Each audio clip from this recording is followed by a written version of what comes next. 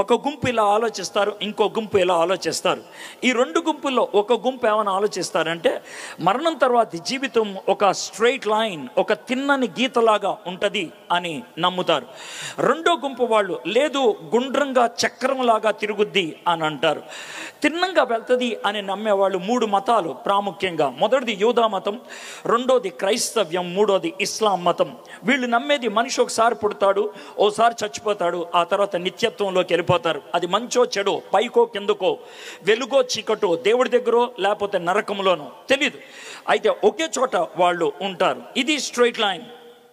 అయితే గుండ్రంగా తిరుగుద్ది అని నమ్మేవాళ్ళు 3 మతాల వాళ్ళు హైందవులు, బౌద్ధ మతస్థులు, జైన్ మతస్థులు. వాళ్ళు నమ్మేది ఏంటంటే మానవుడు పుడతాడు, చచ్చిపోతాడు, వాడి యొక్క పాపపుణ్యాన్ని బట్టి తర్వాత జీవితం ఉంటుంది, మళ్ళీ పుడతాడు, ఆ తర్వాత పాపపుణ్యాన్ని బట్టి తర్వాత ఉంటుంది జీవితం. ఆ విధంగా జీవిత చక్రములో తిరుగుతూ ఉంటాడు. ఇది వాళ్ళు నమ్మేది. అయితే ఈ రెండిట్లో ఒకటే రైట్ అవుతుంది, 2 రైట్ అవ్వలేవు. ఈ రెండిట్లో ఒకటే సబబు. ఈ రెండిట్లో ఏది అంగీకరించగలుగుతాం, ఏది సబబుగా అనిపిస్తుంది? మీరు నన్ను అడగొచ్చు, సార్ మీరేం నమ్ముతారు అనేది. నేను ఖచ్చితంగా స్ట్రైట్ లైన్ నమ్ముతాను. అది ఎందుకు నమ్ముతారు? గుండ్రాన్ని ఎందుకు నమ్మరు? అది మీకు వచ్చేటువంటి ప్రశ్న. ఇది ఎందుకు నమ్మనో చెప్తా, అది ఎందుకు నమ్ముతానో కూడా చెప్తా. ఇది ఎందుకు నమ్మను అని అంటే కనుక నేను వాళ్ళని అడిగినటువంటి కొన్ని ప్రశ్నలకు నాకు జవాబు ఇవ్వలేకపోయారు వాళ్ళు, సరైనటువంటి జవాబు. మొదటి ప్రశ్న ఏంటి అని అంటే, సరే ఈ లోకంలో పాపపుణ్యాలు ఉన్నాయి, ఏది ఎక్కువ ఉంది? పాపమే ఎక్కువ ఉంది. పాపం పేటరైపోతున్నటువంటి ఈ ప్రపంచంలో ఏది ఎక్కువ ఉండాలి, ఏది తక్కువ ఉండాలి? ఏది ఎక్కువ ఉండాలి అని అంటే కనుక పాపం ఎక్కువ అవుతుంది కాబట్టి జంతువులు ఎక్కువైపోవాలి, పక్షులు ఎక్కువైపోవాలి, చెట్లు ఎక్కువైపోవాలి. ఎందుకంటే పాపపుణ్యంలో పాపం ఎక్కువైతే తర్వాత జీవితంలో కుక్క అవ్వచ్చు, పిల్ల అవ్వచ్చు, ఈగ అవ్వచ్చు, దోమ అవ్వచ్చు, లేకపోతే ఏనుగు అవ్వచ్చు, లేకపోతే సముద్రంలో చేప అవ్వచ్చు. ఇంకా చెడ్డ జీవితం అయితే ఒక వేప చెట్టు అవ్వచ్చు, మామిడి చెట్టు అవ్వచ్చు, కొబ్బరి చెట్టు అవ్వచ్చు, లేకపోతే ఒక గడ్డి అవ్వచ్చు. ఇది పరిస్థితి. అలాంటప్పుడు మనుషులు తగ్గాలి, జంతువులు, పక్షులు ఇవి పెరగాలి.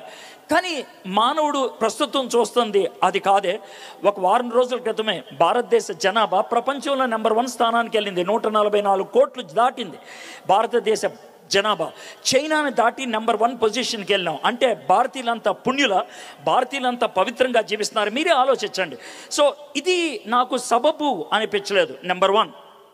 ఇక నెంబర్ 2 ఆలోచించినట్లయితే, సార్ నేను మనిషిని, నాకు నైతికత అనేది ఉన్నది, నేను తప్పు చేస్తారే దుర్మార్గుడా, మనిషివా పశువా అని నన్ను తిడతావు, అది కూడా బాగానే ఉంది. నా కూతుర్నే రేప్ చేయడానికి ప్రయత్నం చేస్తే నువ్వు అసలు మనిషివా పశువా అని తిడతావు, బాగానే ఉంది. నేను మనిషిని కాబట్టి పాపపుణ్యాలు ఉంటాయి, నైతికత్వం ఉంటుంది. అయితే నేనే జంతువునయ్యాను అనుకో, జంతువునైతే నాకు తారతమ్యాలు తెలియవు కదా, పాపపుణ్యాలు లేవు కదా. మరి ఆ జంతువు యొక్క తర్వాత జీవితం ఎవరు డిసైడ్ చేస్తారు, ఎలా డిసైడ్ చేస్తారు? దానికి జవాబు లేదు. ఇక మూడోది, 1000 సంవత్సరాల నుంచి మనం లెక్కేసుకుంటే ఏ సంవత్సరం కూడా ఈ సంవత్సరం జనాభా తగ్గిందిరా మనుషులది అనేవాడు ఎవడు లేడే. మరి అంటే 1000 సంవత్సరాల నుంచి పుణ్య జీవితమే ఎక్కువైందా? దీనికి జవాబు లేదు. నాలుగోది, గుండ్రం గీయటానికి ఒక చోట ఆరంభం ఉండాలి, ఒక చోట అంతం ఉండాలి. మరి ఆరంభం ఎక్కడా, అంతం ఎక్కడా? జవాబులు లేవు. ఈ కారణంతో నేను గుండ్రాన్ని నమ్మలేకపోతున్నాను. అయితే నమ్మగలిగేది ఒకటే, స్ట్రైట్ లైన్ నమ్ముతున్నాను. ఎందుకు నమ్ముతాను స్ట్రైట్ లైన్ అని అంటే, నాకు ఏదో సైంటిఫిక్ జవాబు ఇచ్చారని కాదు, లేకపోతే ఒక తాత్వికమైనటువంటి జవాబు ఇచ్చారా లేదా తర్వాత విషయం. అతి గొప్ప రుజువు నాకు దొరికింది ఏంటి అని అంటే, ఒక ఆయన చచ్చిపోయి ఆయన తిరిగి లేచి హలో బాస్, చావు తర్వాత జీవితం ఇలా ఉంటుంది అని చారిత్రకంగా చెప్పాడు. అది చాలు నాకు, అది చాలు. చరిత్రలో ఆ విధంగా రుజువు చేశాడు. ఎవడు సారాడు అని అంటే, ఆయన్నే యేసు ప్రభు అని అంటారు, ఆయన్ని యేసు ప్రభు అంటారు. సో ఆయన్ని బట్టి నేను నమ్ముతున్నాను పునరుద్ధానం ఉన్నది అని. పునర్జన్మ కాదని నేను నమ్మేది, పునరుద్ధానాన్ని నమ్ముతాను. నేను నిత్యత్వంలోకి వెళ్ళిపోతాను. మంచో చెడో, పైకో కిందకో, పరలోకమో నరకమో, whatever it is, it's eternity. అది నిత్యత్వం. అది నాకు అర్థమైంది. ఓకే, అంత సింపుల్గా చెప్పి వదిలేస్తే కుదరదు కదా. దీనికి ఏమన్నా రుజువు ఇవ్వగలవా? ఇది మీరు అడిగేటువంటి ప్రశ్న. ఆ రుజువే మీకు ఇవ్వడానికి ప్రయత్నం చేస్తాను. అయితే ఆ రుజువు ఇవ్వడానికి ముందు ఒక చిన్న మీకు డెమాన్స్ట్రేషన్ డెమాన్స్ట్రేషన్ చేస్తాను. అంటే డెమాన్స్ట్రేషన్ అంటే మీ ముందు ఓ చిన్న సన్నివేశాన్ని చూపించి దాంట్లోంచి నేను ఈ రుజువు బైబిల్లోంచి మీకు ఇవ్వడానికి ప్రయత్నం చేస్తాను. ఎందుకంటే యేసు ప్రభు గురించి రాసింది బైబిల్లో కాబట్టి యేసు ప్రభు మాటలు, యేసు ప్రభు చేతలు, యేసు ప్రభు బోధలు, యేసు ప్రభు యందు విశ్వాసం ఉంచడానికి కావలసిన హేతు బైబిల్ ఇస్తుంది. కాబట్టి నేను బైబిల్లోంచి వర్తమానం ఇస్తాను, దాంట్లో ఎటువంటి అనుమానం లేదు. ఆ వర్తమానం శాస్త్రీయమైనదా, ఆ వర్తమానము ఈ లోకములో న్యాయబద్ధమైనదా, ఈ లోకములో లాజికల్ తాత్వికమైనదా, ఈ లోకంలో అనుభవపూర్వకమైనదా? 3 విషయాలు చెప్తున్నా. ఒకటి చారిత్రకమైనదా, రెండోది తాత్వికమైనదా, మూడోది అనుభవపూర్వకమైనదా. చారిత్రకమైనదా అంటే రుజువున్నదా, తాత్వికమైనదా అంటే అరే అది నమ్మదగిందేనా, అనుభవపూర్వకమైనదా అంటే అది నాకు వర్తిస్తుందా. ఈ మూడు ఉన్నప్పుడే సత్యం అంటాం. అయితే ఆ 3 ఎలా ఉంటాయో చూద్దాం. ఒకవేళ నేను ఈ విధంగా ఒక క్లాత్, ఒక బట్ట కప్పేసి నా చేతిలో ఏముందో మీకు తెలుసా అని అంటే మాకు తెలియదు సార్, మీరు ఈ కర్టన్ తీయండి సార్ మాకు తెలుసుద్ది అంటారు. ఈ కర్టన్ తీయటాన్నే ఏమంటారంటే రెవల్యూషన్, ప్రత్యక్షత, తెర తీయుట అని అంటారు. పూర్వకాలంలో మనకి నాటకాలు ఉండేవి. నాటకాలు ఉన్నప్పుడు ఇంత స్టేజ్ ఉంటుంది, ఆ స్టేజ్ ముందు కర్టన్ ఉంటుంది, వెనకాల సెట్టింగ్ అంతా వేసుకున్న తర్వాత కర్టన్ తీస్తారు. ఆ కర్టన్ తీయటాన్నే తెర తీయటం అని అంటారు. అయితే తెర తీయాలి, తెర తీస్తే మనకి లోనేముందో తెలుసుద్ది, దాన్ని చరిత్ర అని అంటారు. అయితే తెర తీసినప్పుడు నువ్వు కళ్ళు మూసుకున్నావు అనుకో, అప్పుడు నీకు కనబడదు. తెర తీసినప్పుడు కళ్ళు మూసుకోవటం అనేది బాగా అర్థం అవ్వాలంటే గ్రూప్ ఫోటో తీసేటప్పుడు 6 అడుగులు ఉంటే కనుక అందుట్లో ఎవడైనా షట్టర్ నొక్కినప్పుడు అంటే బటన్ నొక్కినప్పుడు కన్ను మూసుకుంటే ఆడు కన్ను మూసుకున్నాడు రా అని అంటారు. అలాగా కళ్ళు మూసుకుంటే పనిచేయదు. సో మొదటిది తెర తీయాలి, అది చరిత్ర. రెండోది కళ్ళు తెరుచుకోవాలి, అది జ్ఞానం, అది తాత్వికంగా మనకి అర్థం చెప్పడం. అయితే ఒకవేళ నేను ఈ మొబైల్ని చూపిస్తే, ఒకవేళ కొండల్లో ఉన్న వాళ్ళు, నాగరికత అంటే ఏంటో తెలియనటువంటి వాళ్ళు, సరిగ్గా బట్టలు వేసుకునేటువంటి వాళ్ళు, ఇది చూపిస్తే వాళ్ళు అడిగే ప్రశ్న ఏంటి తెలుసా? సార్ ఇదేంటి సార్ అని అంటారు. అప్పుడు వాడికి వివరించాలి, ఇది మొబైల్ అంటావు అంటే ఏంటి సార్, దీంట్లో మాట్లాడితే ఎక్కడో ఉన్న వ్యక్తికి అది వినబడుతుంది, ఎలా సార్ అని వాడు రకరకాల ప్రశ్నలు వేయచ్చు, కొంచెం టైం పట్టుద్ది. ఈ 3 జరిగిన తర్వాత ఇదేంటో మనం చెప్పగలుగుతాం. ఈ 3 జరిగిన తర్వాత, ఈ 3లో మొదటిది తెర తీయటం, రెండోది కళ్ళు తెరుచుకోవటం, మూడోది మనసుకి అర్థమయ్యేటట్లు చేయటం. ఈ 3 జరగాలి. అయితే ఈరోజు బైబిల్లోంచి యేసు ప్రభు తిరిగి లేచాడా? నువ్వేదో పెద్ద చెప్పావు కదా, ఆయన తిరిగి లేచాడు, ఆయనకి సింగిల్ మాటతో నేను నమ్ముతున్నాను అన్నావు కదా, ఆయన తిరిగి లేచాడా? దానికి చారిత్రకమైనటువంటి ఆధారం ఉన్నదా? అది నమ్మదగిందేనా? అంగీకారానికి యోగ్యమైందేనా? నువ్వు చెప్పేది నిజమా అబద్ధమా తేల్చుకోవచ్చా? అది రెండోది. మూడోది, అది నాకు వర్తిస్తుందా, అది నాకు అనుభవపూర్వకం అవుతుందా? ఈ 3 మీరు అడుగుతారు. అందుకనే ఆ 3టికి జవాబిచ్చేటువంటి బైబిల్లో ఉన్నటువంటి ఒక అధ్యాయం మీతో కలిసి ఈ సాయంత్రం ధ్యానం చేస్తాను. లూకాసు వార్త 24వ అధ్యాయం. బైబిల్ తెచ్చుకున్నవాళ్ళు బయట రోడ్డు మీద కొంతమంది వింటూ ఉన్నారు, మీకు లూకాసు వార్త 24వ అధ్యాయం తెలియపోవచ్చు. కాకపోతే దాంట్లో 3 ప్రాథమికమైనటువంటి స్టోరీస్ ఉంటాయి, 3 సన్నివేశాలు ఉంటాయి. ఆ 3 సన్నివేశాల నుంచి ఈరోజు మీకు మాట్లాడతాను. మీకు బైబిల్ ఉన్నా లేకపోయినా, జీవితంలో ఇదే మొదటిసారి వింటున్నా, మీకు అర్థమయ్యేటట్లు చెప్పడం అనేది నా యొక్క బాధ్యత. నేను ఏదో ఒక క్రైస్తవుడిగా క్రైస్తవ బోధ నేను చేయట్లేదు. నేను ఒక క్రైస్తవుడిగా క్రైస్తవ బోధ చేయట్లేదు. ఒక జర్నలిస్ట్గా, అంటే ఒక న్యూస్ పేపర్ వ్యక్తి సత్యాన్ని ఏ విధంగా అన్వేషిస్తాడో, ఒక లాయర్ ఏ విధంగా సత్యాన్ని అన్వేషిస్తాడో, నేను పిచ్చి పిచ్చి ప్రశ్నలన్నీ అడిగి దాంట్లోంచి సత్యాన్ని వెలికి తీయడానికి ప్రయత్నం చేస్తాను. చివరికి నేను కోరుకునేది ఒకటే, నేను చెప్పేది సత్యమని మీరు చారిత్రకంగా, తాత్వికంగా, అనుభవపూర్వకంగా అంగీకరిస్తే ఈ రాత్రి యేసు ప్రభుని మీ సొంత రక్షకుడిగా అంగీకరిస్తారా? అది నా ముందున్నటువంటి సవాల్, అది నేను ముందేసేటువంటి సవాల్. నువ్వు చెప్పిందంతా చెప్పు, ఆ తర్వాత నేను వెళ్ళిపోతానంటే నేను పిచ్చోని కాదు. You must be very serious. ఈ రాత్రి నేను చెప్పేది నిజం అని నీకు అర్థమైతే, నేను చెప్పేది సత్యం అని నువ్వు గ్రహించగలిగితే, ఈ రాత్రి ఆయన నిజమైన దేవుడురా అని అనగలిగే దమ్ముందా నీకు? ఒకవేళ నేను చెప్పేది కరెక్ట్ కాకపోతే నన్ను ఇక్కడ ఆపి గోపు మీద కొట్టి అడుగు, నేను సమాధానం చెప్తా. I give you an opportunity. నన్ను ఆపి అడుగు. మనం ఎంతకాలం వాదించుకుంటామండి, ఎంతకాలం ఊగిసలాడతాం? సెటిల్ చేసుకుంటే అయిపోతుంది. యేసుక్రీస్తు నిజంగా దేవుడైతే ఆయన కాళ్ళు పట్టుకుంటాం, ఆయన దేవుడు కాబట్టి ఆయన మొహం మీద తూ అని మూసి వెళ్ళిపోదాం. That's it. ఎంతకాలం ఊగిసలాడతాం? How long? ఏదో ఒక పాయింట్లోకి మనం వచ్చేస్తే బాగుంటుంది. లూకా సువార్త 24వ అధ్యాయంలో ఇప్పుడు నేను కట్టను తీయటం, కళ్ళు తీయటం, తర్వాత అర్థమయ్యేటట్లు చేయటం అన్న దానికి ఆ లూకా సువార్త 24వ అధ్యాయంలో 3 వచనాలు నేను చదివి వినిపిస్తాను. అది నా ప్రాముఖ్యమైనటువంటి అవుట్లైన్. ఆ అవుట్లైన్ బేస్ చేసుకొని నేను ఆ 24వ అధ్యాయానికి 53 వచనాలు ఉంటాయి. దాంట్లో ఉన్నటువంటి సారాంశం అంతా మీకు కథలాగా చెప్పడానికి ప్రయత్నం చేస్తాను. ఓకే, 24వ అధ్యాయం 2వ వచనం. సమాధి ముందర ఉండిన రాయి దొర్లింపబడి ఉండుట చూచి లోపలికి వెళ్ళిరి. సమాధి ముందర ఉండిన రాయి దొర్లింపబడి ఉండుట చూచి లోపలికి వెళ్ళిరి. నేను ఇందాక మొదట కట్టను తీశాను. ఇక్కడ జరిగింది రాయి దొర్లించబడింది. మొదట తెరుచుకున్నది సమాధి రాయి. మొదట తెరుచుకుంది సమాధి రాయి. సమాధి రాయిని తీసింది లోనున్న యేసయ్య బయటికి రావడానికి కాదు, బయటున్న మనం లోనకెళ్ళి ఆయన లేడు అని తెలుసుకోవడానికి. ఇది చరిత్ర, ఇది చరిత్ర. రెండోది 31వ వచనాన్ని మీకు చదివి వినిపిస్తాను. 31. వారి కన్నులు తెరవబడి ఆయనను గుర్తుపెట్టిరి.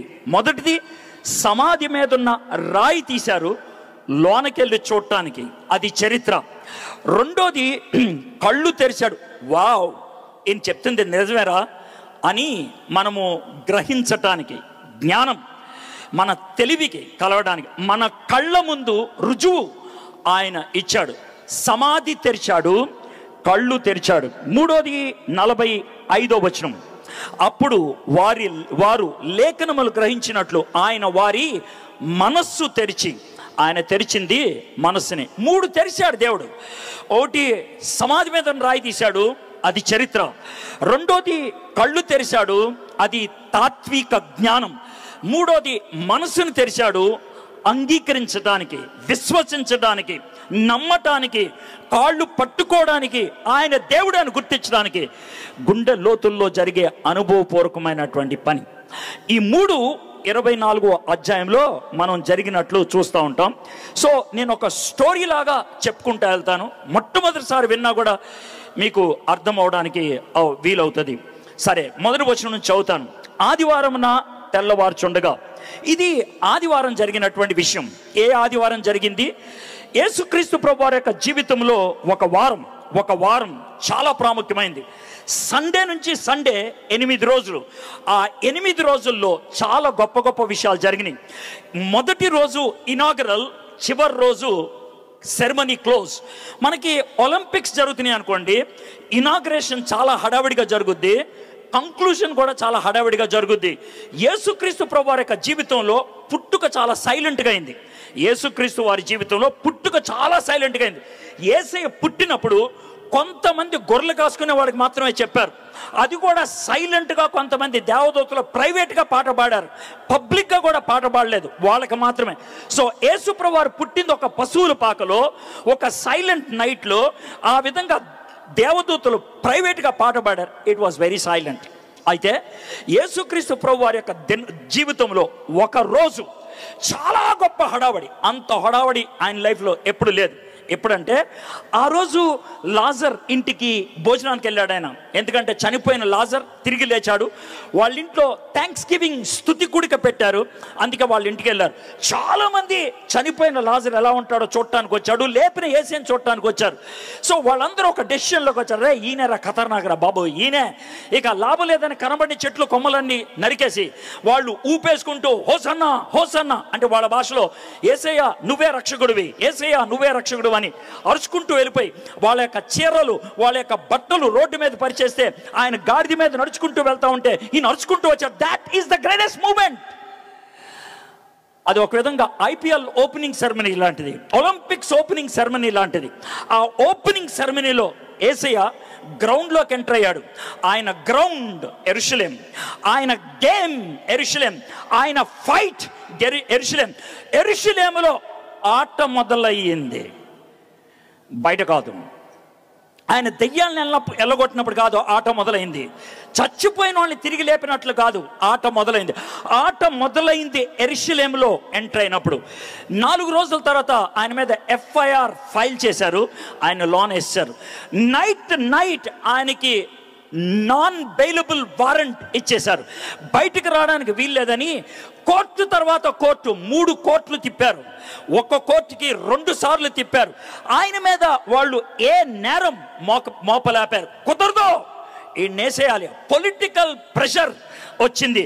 ఆ పొలిటికల్ ప్రెషర్ మధ్య ఆ జడ్జి గారు, ఆయన పేరు పిలాతయ్య అనేటువంటి జడ్జి గారు ఈ విధమైన జడ్జిమెంట్ ఇచ్చాడు. ఈయనలో ఏ దోషం లేదు, మీరు అడుగుతున్నారు కాబట్టి లేపేయండి అని. యేసుక్రీస్తు ప్రభువారిని శిలువ మీద ఎక్కి చంపించేశారు. ఇది ఫ్రైడే జరిగింది. శిలువ మరణం అనేది త్వరగా రాదు. శిలువ మీద ఎక్కించినప్పుడు 2 చేతులకి తాళ్ళు కడతారు, కొద్ది మందికి మాత్రమే మేకులు కొడతారు. యూజువల్గా ఎవరికైనా తాళ్ళు కడతారు, కొద్ది మందికి మాత్రమే మేకులు కొడతారు. యేసుక్రీస్తు ప్రభు వారికి మేకులు కొట్టారు. ఎవరి నెత్తి మీద ముళ్ళ కంప పెట్టరు, కానీ యేసయ్య నెత్తి మీద ముళ్ళ కంప పెట్టారు. ఎవరిని కూడా కొరడతో కొట్టరు, కానీ యేసయ్యను కొరడతో కొట్టారు. ఎవరిని కూడా వాళ్ళ సిలువ మోయమనరు, యేసయ్య మాత్రం మోసాడు. ఇది యూజువల్ కాదు. యూజువల్గా అందరికీ జరిగినట్లు ఈయనకి జరగలేదు. ప్రత్యేకమైనగా ఈయన్ని ఎక్కువ శ్రమ పెట్టి గొల్గొతా కొండెక్కించి సిలువ ఎక్కించారు. పొద్దున 9 గంటలకి సిలువ ఎక్కించడం కార్యక్రమం అయిపోయింది. 3 గంటలకు కొంతమంది నాయకులు మళ్ళీ పిలాతయ్య దగ్గరికి వెళ్ళారు. అయ్యగారు ఏంట్రా వచ్చారు? సార్ ఆయన పోయాడు సార్. అదేంట్రా పొద్దున్నే కదరా సిలువేసింది, 6 గంటల్లో చచ్చిపోవటం ఏంట్రా? వెళ్ళి చెక్ చేయండి రా ఒకసారి, ఆయన నిజంగా చచ్చాడో లేదో, ఒకవేళ చావపోతేదో పెద్ద గొడవరా. సార్ ఆయన సిలువ మీద ఉన్నాడు సార్. సిలువ మీద ఉంటే ఏమైంది, మీరు చెక్ చేయాలి వెళ్ళి సరే అని అంటే ఓకే సార్ వెళ్తాం అని అన్నారు. వాళ్ళు సిలువ మీద ఉన్నటువంటి యేసయ్య ఎలా చెక్ చేయాలి అర్థం కాలేదు. వాళ్ళు ఆలోచించి వాళ్ళకున్నటువంటి ఒక పద్ధతి ప్రకారం పొడవైనటువంటి ఈట ఒకటి తీసుకొచ్చి 4వ పక్కటెముకు 5వ పక్కటెముకు ఆ 2 మధ్యలోంచి పొడిచారు. నాకు తెలుసు నేను అలా చెప్తే మీలో కొంతమందికి వచ్చే రియాక్షన్, ఈడేదో అక్కడ ఉండి మొబైల్లో ఫోటో తీసి మాట్లాడినట్లు 4, 5 అంటున్నాడు రా, ఈడు మన చెవులో పెద్ద పువ్వు పెట్టేస్తున్నాడు రా అనే బ్యాచ్ ఉండొచ్చు. నాకు తెలుసు అలా అంటారని. అయితే నేను ఎందుకన్నానో కూడా చెప్తాను. నేను ఎందుకని బుర్ర అన్నప్పుడు ఎవడైనా ఎక్కడ పెడతాడు, బుర్ర లేదా అని ఇక్కడ పెట్టడు. అంటే బుర్ర ఇక్కడ ఉండదని మనకు తెలుసు. అదేవిధంగా మానవ శరీరంలో నీళ్లు ఎక్కడ ఉంటాయి? నీళ్ళంటే మరి అదే చెప్తున్నా. వాళ్ళు పొడిసి ఈటను బయటికి లాగితే యోహాను సువార్త 19వ అధ్యాయం 35, 36 వచనాల ప్రకారం బయటికి రక్తము నీళ్లు వచ్చింది అని అన్నారు. బయటికి రక్తము నీళ్ళు ఎక్కడి నుంచి వస్తాయి? కేవలం ఇక్కడే వస్తాయి. ఎందుకు సార్ అంటే ఈ 2 మధ్యన 4, 5 పక్కటెముకలు ఉండేటువంటి భాగంలో ఇక్కడ ఒక సంచి ఉంటుంది. సంచి అంటరా పనికి మాలనోడా, లోన సంచి ఉంటుంవేంట్రా అని మీలో కొంతమంది అనుకోవచ్చు. మరి నేనేం చేయను, మనకు ఒక సంచి ఉంది. ఆ సంచికి డాక్టర్లు పెట్టే పేరు పెరికార్డియం. పెరి అన్న మాటకు అర్థం బయట, కార్డియో అంటే గుండెకాయ బయట ఉండేటువంటి ఒక సంచి. ఆ సంచిలో 6 లీటర్ నీళ్లు ఉంటాయి. ఎందుకుంటే ఆ నీళ్లు దాని మధ్యన మన గుండెకాయ ఉంటుంది. అది కొట్టుకున్నప్పుడు దానికి ప్రొటెక్షన్ దేవుడు మన సృష్టిలో మనకిచ్చినటువంటి దివ్యమైంది. అయితే దాన్ని పొడిచి బయటికి లాగితే ఆ పెరికార్డియంలో ఉన్నటువంటి నీళ్ళు వచ్చినాయి. దాంట్లోకి రక్తపు ముక్కలు వచ్చి పడ్డాయి. రక్తము నీళ్ళల్లో కలవలేదంటే రక్తము ఇరిగిందని అర్థం. రక్తము ఇరిగిందంటే మనిషి పోయాడని అర్థం. అది వాళ్ళ యొక్క కంక్లూషన్. గోడెట్ అందుకనే వాడు చచ్చాడన్నారు. ఒకవేళ సార్ వాళ్ళకి సైన్స్ తెలియదు కదా, ప్రస్తుతం ఉన్న డాక్టర్లను అడుగుదాం. సార్ ఏమండి పెరికార్డియంని పొడిచి బయటికి లాగితే నీళ్ళు వస్తాయా, నీళ్ళల్లో రక్తపు ముక్కలు ఉంటాయా అని అడిగితే వాళ్ళు ఇచ్చే జవాబు ఏంటి తెలుసా? బాబు మాకు ఒక సబ్జెక్ట్ ఉంటుంది, దాన్ని ఫోరెన్సిక్ సైన్స్ అని అంటాం. ఈ సబ్జెక్ట్ ఎందుకు చదువుతాం తెలుసా? పోస్ట్ మార్టం కేసులో విషయాలు తెలుసుకోవడానికి. ఒకవేళ గుండెకాయ దగ్గర కోసి పెరికార్డియంలో రక్తపు ముక్కలు ఉంటే మేము చెప్పేటువంటి మాట ఒకటే, రిపోర్ట్లో రాసే మాట ఒకటే, ఈ వ్యక్తి హార్ట్ అటాక్ వచ్చి లేదా హార్ట్ ఫెయిల్ అయ్యి చచ్చిపోయాడని. సార్ హార్ట్ అటాక్ వచ్చినా హార్ట్ ఫెయిల్ వచ్చినా అయినా పెరికార్డియం సంచిలోకి రక్తపు ముక్కలు వచ్చి పడతాయా? ఎస్, అప్పుడు ఒక్కసారే పడతాయి, ఇంకెప్పుడు పడవు. సో యేసయ్య చచ్చిపోయాడు శుక్రవారం 3 గంటలకి. సో ఆయన కోసం 2 వచ్చారు. సార్ చచ్చిపోయాడు కదా సార్, ఆయన బాడీ ఇచ్చేసాను సార్, మేము పాతెట్టుకుంటాం అని అన్నారు. వాళ్ళిద్దరు కొంచెం పాపులారిటీ ఉన్నవాళ్ళు, సెలబ్రిటీస్, కొంచెం పేరున్న వాళ్ళు, కొంచెం పొలిటికల్గా హడావుడి చేసేవాళ్ళు బాడీ ఇచ్చేశారు. వాళ్ళు గబగబా యేసు ప్రభుని పాతి పెడతానికి వెళ్ళిపోయారు. వాళ్ళు పాతి పెట్టడానికి ఏం చేస్తారంటే 9 అడుగులు పొడవు 3 అడుగులు వెడల్పున్న ఒక దుప్పటి మధ్యలో యేసుని పడుకోబెట్టి సమోసా చుట్టినట్లు చుట్టేసి పైన మనం ఫెవిక్విక్ పెడతాం కదా, ఫెవిక్విక్ పెట్టిన ఒక 5 నిమిషాలకి అది ఎండిపోతే అతుక్కుపోద్ది కదా. వీళ్ళు పైన బట్ట పైన బోళము దాన్ని మాయర్ అంటారు, మాయర్ ఇంగ్లీష్లో. ఆ బోళము అనే దాన్ని పోస్తారు ద్రవం, అది 15 నిమిషాలకి గడ్డగట్టేస్తుంది. పైనుంచి కింద దాకా సిమెంట్ కట్టేసినట్లు అయిపోతుంది అనమాట. ఆ విధంగా అయిన తర్వాత యేసు ప్రభుని గబగబా సమాధిలో పెట్టేసి బయటకు వచ్చేసారు. సార్ ఇందాక నుంచి గబగబా అంటున్నారు, ఎందుకు సార్ అంటే ఉంది దాని వెనకాల కారణం ఏంటి అని అంటే కొంచెం బ్యాక్గ్రౌండ్లోకి వెళ్ళాలి. మనం టైంని బట్టి మాట్లాడేవాళ్ళం. టైము చాలా అయిపోయింది అని అన్నారు. ఈసారే 2000 సంవత్సరాల క్రితం ఉంటే కనుక టైం అయిపోయింది అని ఉండేవాడు కాదు, చచ్చిపోయారు ఇప్పుడు అని అంటారు. ఎందుకంటే సాయంత్రం 7 అయితే ఎవడు రాడు బయటికి. ఇప్పుడు మనమైతే వస్తాం, ఎందుకంటే మనకి గడియారం బట్టి టైం లెక్కలోకి వస్తుంది. గడియారాన్ని బట్టి, వాళ్ళకి గడియారాన్ని బట్టి కాదు, సూర్యుడిని బట్టి. మనకి గడియారాన్ని బట్టి రాత్రి 12 గంటలకి హ్యాపీ బర్త్డే చెప్తాం, రాత్రి 12 గంటలకి హ్యాపీ న్యూ ఇయర్ చెప్తాం. కానీ ఆ కాలం సూర్యుడిని బట్టి మాట్లాడతాడు. సూర్యుడు కిందకి దిగితే రోజు అయిపోయింది, సో సాయంత్రం 6 నుంచి పొద్దున్న 6 దాకా రాత్రి, పొద్దున్న 6 నుంచి సాయంత్రం 6 దాకా పగలు. ఒక రాత్రి ఒక పగలు అయితే కనుక ఒక రోజు. సార్ ఇది యూదులకేనా అంటే కాదు, ప్రపంచమంతా అదే పద్ధతి. ఎలాగూ అని అంటారేమో. మనం పూర్వీకులు ఒక కార్యం జరిగినప్పుడు ఎవరైనా ఇంటికి వెళ్తే వాళ్ళు ఉపయోగించే పదం ఏంటి తెలుసా? 3 రోజులు ఉండండి అని చెప్పరు, 3 నిద్రలు తీసి వెళ్ళిపోండి అంటారు లేదా? ఎందుకంటారు ఆ మాట? 3 నిద్రలు చేయండి, 3 రాత్రులు ఉండండి ఇక్కడ. వాయ్? పెళ్ళైన తర్వాత 3 రాత్రులు వాయ్? ఎవరన్నా దినం కార్యక్రమంకి వెళ్తే 3 నిద్రలు చేయాలి వాయ్? ఎందుకు అని అంటే 3 రోజులు ఉండాలి. 3 రాత్రులు అయితే 3 రోజులు అయినట్లు. ప్రపంచమంతా అదే పద్ధతి. That's it. సో యూదులకి శుక్రవారం సాయంత్రం 6 గంటలకి శనివారం స్టార్ట్ అవుద్ది. శనివారం సబ్బాతు అంటే ఏంటి సార్ అంటారు, ఏదో బాతు. వాళ్ళకి సబ్బాత్ అంటే చాలా జాగ్రత్తగా ఉండేది, పవిత్రంగా ఉండేది. ఆ రోజు పని చేయకూడదు, శవాన్ని ముట్టుకోకూడదు. అందుకనే 5:30 లోపల భూస్థాపన కార్యక్రమం అయిపోవాలి, 6 గంటల లోపల స్నానం చేసి ఇంటికి వచ్చేయాలి. ఇది పరిస్థితి. అందుకనే గబగబా పూర్తి చేశారన్న. శుక్రవారం ఆయన్ని సమాధిలో పెట్టారు. శుక్రవారం సాయంత్రం శనివారం స్టార్ట్ అయింది. శనివారం పొద్దున్న 6 గంటలకి పెద్దోళ్ళంతా ఫిలాయితాయి దగ్గరికి వెళ్ళారు. ఏరా పోయాడు కదా ఆయన, సమాధి కూడా చేశారు కదా, మళ్ళీ ఎందుకు వచ్చారు అంటే, అయ్యగారు ఈడు బతుకున్నప్పుడు ఓ డైలాగ్ వేశారు సార్. ఏమన్నాడు రా డైలాగు? సార్ ఆయన ఏమన్నాడంటే, మీరు నన్ను ఎరగబాతారా, నన్ను సిలివెక్కిస్తారా, నన్ను చంపుతారా, నన్ను పాతి పెడతారా, బస్తీ మీద సవాల్ నేను 3వ దాన్ని తిరిగిలేస్తా అన్నాడు సార్. ఆడు అన్నాడు సార్, ఆడు బతుకున్నప్పుడు అన్నాడు. ఆడు లేస్తాడో లేదో మాకు తెలీదు, వాడు లేవకుండా ఎవడన్నా శవాన్ని ఎత్తుకెళ్ళిపోతే మనం ఏం చేయాలో తెలియదు సార్. కాబట్టి మీరు ఏదో ఒకటి చెప్పండి అంటే, నేనేం చేయనురా, 1.5 టన్ను బరువు రాయి పెట్టారు కదా, దాన్ని తొయ్యటం కష్టం కదరా, ఓ పని చేయండి రా, చుట్టూ సెక్యూరిటీ గార్డ్ని పెట్టండి. సార్ సెక్యూరిటీ గార్డ్ పెడితే సరిపోదు సార్, మరి ఏం చేయమంటావు? సార్ మన ప్రభుత్వపు సీల్ పడాలి సార్. ఓకే, ప్రభుత్వపు సీల్ వేసేయండి, దాన్ని ఎవడైనా ముట్టుకుంటే మరణ శిక్షే. ఆ విధమైన కట్టుదిట్టాన్ని చేశారు శనివారం. ఇది పరిస్థితి. శనివారం సాయంత్రం 6 అయింది. శనివారం సాయంత్రం 6 గంటల దాకా పనులు ఏం చేయకూడదు. శనివారం సాయంత్రం 6 గంటల దాకా అటు ఇటు తిరగకూడదు. ఏమయ్యా నువ్వే పని చేయకూడదు అంటున్నావు, పిలాతు దగ్గరికి వెళ్ళారంటున్నావు, ఈ రాయి గిర్లి సెటప్ చేశారు. అది యూదులు కాదు చేసింది, అది బయటోళ్ళు. నేను యూదులకి సబ్బాత్ అని అన్నాను. అయితే యేసు ప్రభు ఫాలోవర్స్ ఎవరైతే ఉన్నారో ఎవరిదారిన వాళ్ళ ఇంటికి వెళ్ళిపోయారు. అయితే యేసు ప్రభుకి ఆడోళ్ళు ఎక్కువగా ఫాలోయింగ్ ఇచ్చేవాళ్ళు, చాలా ధైర్యంగా. యేసు ప్రభు సిలువ మీద చచ్చిపోతుంటే 4 ఆడోళ్ళు ఉన్నట్లు దాఖలాలు ఉన్నాయి, కానీ ఒకడే మగోడు ఉన్నాడు. ఆయన చచ్చిపోయి సమాధి చేసిన తర్వాత శనివారం సాయంత్రం 6 గంటలకు ఆదివారం స్టార్ట్ అయిన తర్వాత కొంతమంది ఆడవాళ్ళు కూర్చునిపోయారు. వాళ్ళు కజిన్స్ అవుతారు, అక్క చెల్లెళ్ళు పిల్లలు ఇలాంటి వాళ్ళు అనమాట.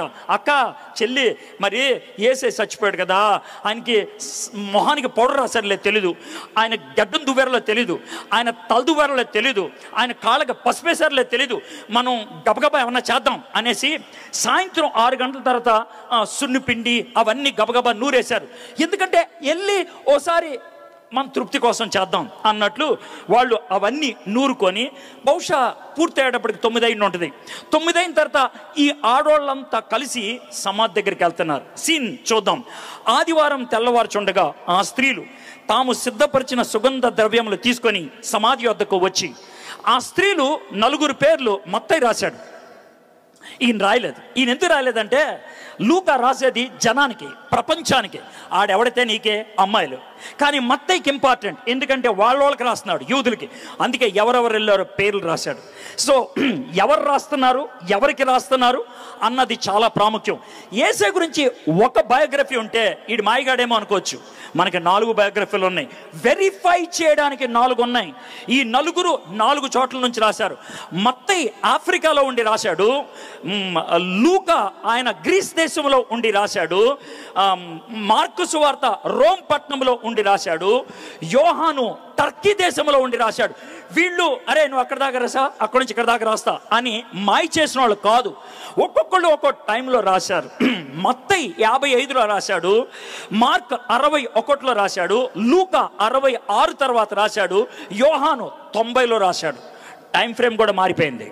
నేను ఇవన్నీ చెప్తుంది ఎందుకు తెలుసా, నేను మాయ చేయట్లా, మీ ముందు చరిత్ర పెడుతున్నా. It is history, point to point మనం చెప్పగలుగుతాం. సరే, ఈ అమ్మాయిలు వెళ్తున్నప్పుడు దారిలో కొంతమంది మాట్లాడుకుంటున్నారు. ఈ అమ్మాయిలు ఏమే మనం ఆడికి వెళ్తున్నాం సమాధి దగ్గరికి, మరి రాయి ఎవరు దొరికిస్తారు, టన్నున్నర ఉంటుందంట బరువు, 6 నుంచి 8 మంది తోస్తే కానీ పని అవదంట, ఇది ఎలాగా అని అంటే ఊరికవే పొద్దున్నే ఎప్పుడు అపసక్కన మాటలు, ఎవడో ఒకడు ఉంటాడులే పద అని సమాధి దగ్గరికి వెళ్ళారు. వెళ్ళినప్పుడు జరిగిన విషయం ఏంటి చూద్దాం. సమాధి ముందర ఉండిన రాయి దొర్లింపబడి ఉండేట చూచి లోపలికి వెళ్ళిరు, కానీ మూసిన తలుపు తెరిచింది. ఎవడు తీస్తాడా అని ఆలోచిస్తున్న తలుపు తెరిచింది.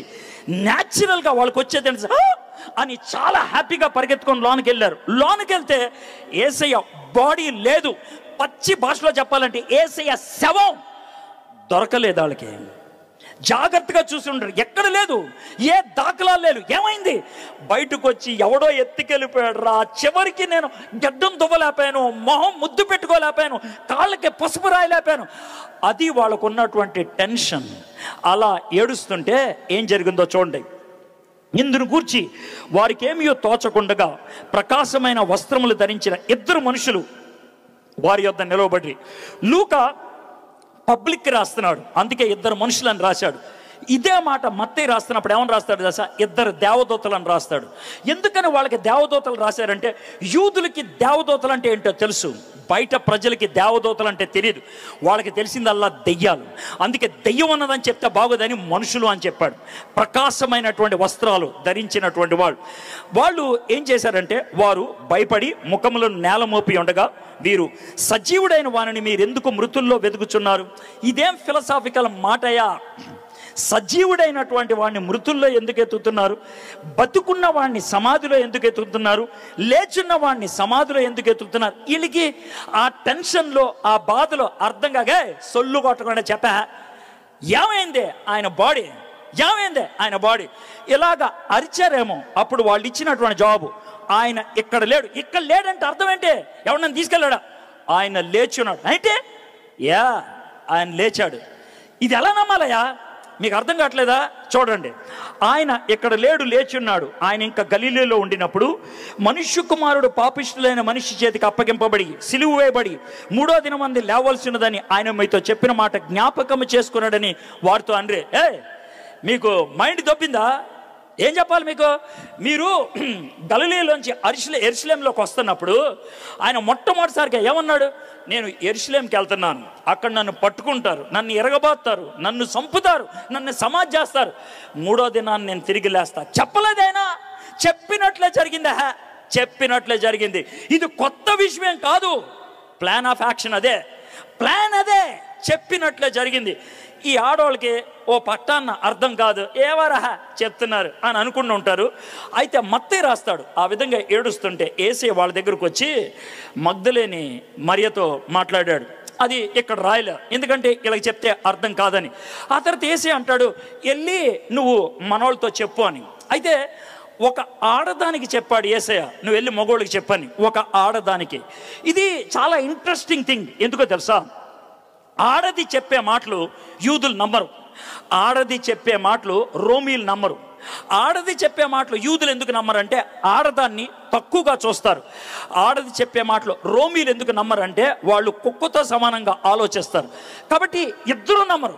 కానీ ఏసేమన్నానంటే నువ్వు ఆడదానివైనా నువ్వు వెళ్ళి చెప్పు అన్నాడు. ఇది నెగటివ్. అయితే పాజిటివ్ ఏంటో మీకు చెప్తాను. ఒకవేళ ఇదే మాట ఒక మొగోడికి చెప్పంటే ఆడు చెప్పడు. ఎందుకంటే మన ఇళ్లలో జరిగేటువంటి విషయం మగోళ్ళకి ఏమైనా తెలిస్తే వాళ్ళు లోనే ఉంచేసుకుంటారు, చాలా గంభీరంగా పెడతారు. ఒకవేళ గొడవ అయిపోయిన తర్వాత ఏమండి అంటే నాకు తెలిసే, మరి తెలిస్తే ఎందుకు చెప్పలేదంటే చెప్పలేదులే, నీకెందుకని చెప్పలా, నువ్వు టెన్షన్ పడతావని చెప్పలా. అక్కడ కూడా ఎదో ఫేస్ పెడతారు మగోళ్ళు, ఎదో ఫేస్ చెప్పకుండా. అంటే మాకు ఇన్ఫర్మేషన్ ఉంది కదా, మేము గ్రేట్. అది మగ బుద్ధి.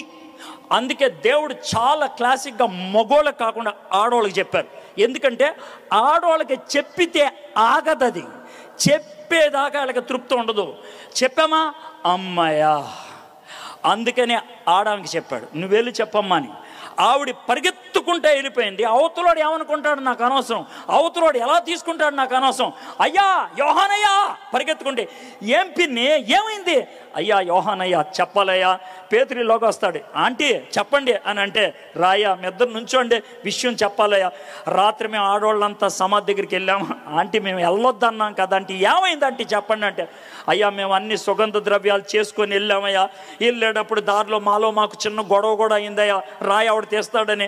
అక్కడికి వెళ్ళేటప్పటికి రాయి తీసేసి ఉందయ్యా. ఆంటీ రాయి తీసారా అంటే, ఒక్క నిమిషం ఆగండి, మేము ఏసైని చూడొచ్చని లోనికి వెళ్ళామయ్యా, ఏసై కనబడలేదా. అయ్యో ఆంటీ ఏమైందంటే, మేము అలాగే బాధపడ్డామయ్యా, ఒత్తుకెళ్ళిపోయాడు అనుకున్నావా. అయితే ఇద్దరు దేవదూతలు వచ్చారయ్యా, వచ్చామన్నారంటే ఆయన ఇక్కడ లేడు, లేచి ఉన్నాడు అన్నాడు. గలిలీలో ఉన్నప్పుడు మనతో చెప్పిన మాట గుర్తు చేశారయ్యా. ఏమోనయ్యా అర్థం కావట్లేదయ్యా బాబు. మా తర్వాత ఏసే వచ్చాడు. ఆంటీ మీరు పిచ్చి పిచ్చిగా మాట్లాడతాను. అవునయ్యా ఆంటీ మీ మైండ్ ఏమైనా దొబ్బిందేమో. లేదయ్యా ఏసే మాకు వచ్చి మాట్లాడాడు. మీలో కొంతమందికి ఏంటి సార్ మైండ్ దొబ్బింది, ఇలాంటి మాటలు ఉపయోగించేస్తున్నారు, తప్పు కదండి అంటే కరెక్ట్గా అదే మాట ఉంటుంది. చూడండి 11వ వచనం. అయితే వారి మాటలు వీరి దృష్టికి వెర్రి మాటలుగా కనబడిన కనుక వీరు వారి మాటలు నమ్మలేదు. వెర్రి మాటలు అంటే మీకు అర్థం కాదేమో, ప్రస్తుత కాలానికి ఉపయోగించే డైలాగ్ అంటే తెలుసా? ఎరా నీకేమన్నా మెంటలా,